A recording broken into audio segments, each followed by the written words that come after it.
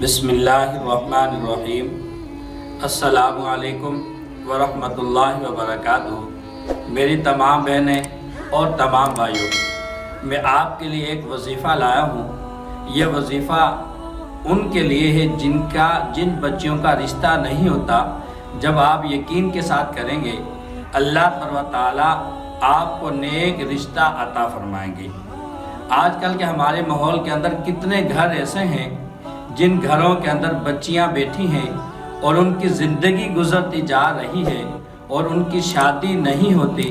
ان کے ماں باپ اتنے پریشان ہیں کہ رات کو نیند نہیں آتی۔ جو بھی پریشان ہیں، جو یہ وظیفہ کرے گا تو اللہ تعالیٰ ضرور آپ کو رشتہ عطا فرمائیں گے۔ اب لوگ یہ دیکھتے ہیں کہ ہمیں کوئی اچھا رشتہ ملے۔ اچھے سے مراد یہ ہے، جس طرح کے لوگ آج تک دیکھتے ہیں کہ اس کے پاس گاڑی اچھی ہو، بنگلہ اچھا ہو اور اس کی ملازمت اچھی ہو۔ تو میری بہنوں اور میرے بھائیوں، ہر چیز ہم یہ چیز نہ دیکھیں۔ ہمارے علماء اکرام نے صرف دو چیزیں لکھی ہیں کہ جب آپ نے بچی کا رشتہ کرنا ہو تو صرف دو چیزیں دیکھنا۔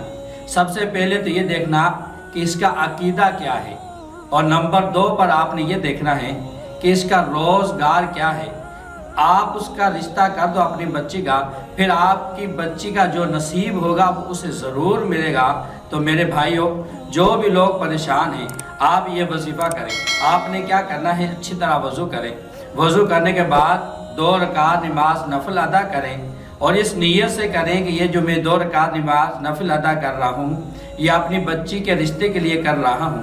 اس کے بعد آپ نے کوئی ریشمی کپڑا لینا ہے۔ ریشمی کپڑے پر لے کر آپ نے سورہ طٰہٰ پوری لکھنی ہے۔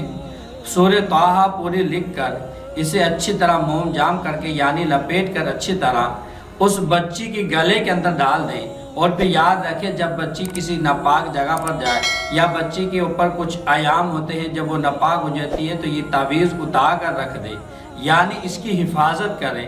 میرے بتانے کا مقصد یہ ہے کہ آپ کو اس پریشانی جب دور ہوگی جب آپ اس کی حفاظت کریں گے۔ جب ہم نے گلے کے اندر کوئی چیز ڈالی ہے، جب ہم اس کی حفاظت نہیں کریں گے تو ہمارا فائدہ کب ہوگا؟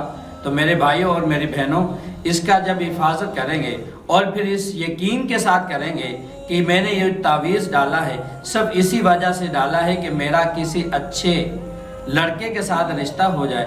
جب آپ کا اچھے لڑکے کے ساتھ رشتہ ہو جائے تو آپ یہ تعویذ اتار کر کسی ایسی جگہ پر محفوظ رکھ دیں، یا مسجد کے اندر یا مدرسے کے اندر رکھ دیں جہاں پر علماء اکرام اس کی حفاظت کریں۔ تو جب آپ یقین کے ساتھ کریں گے، میری دعا ہے کہ اللہ تعالیٰ آپ کو ضرور نیک رشتہ عطا فرمائیں گے۔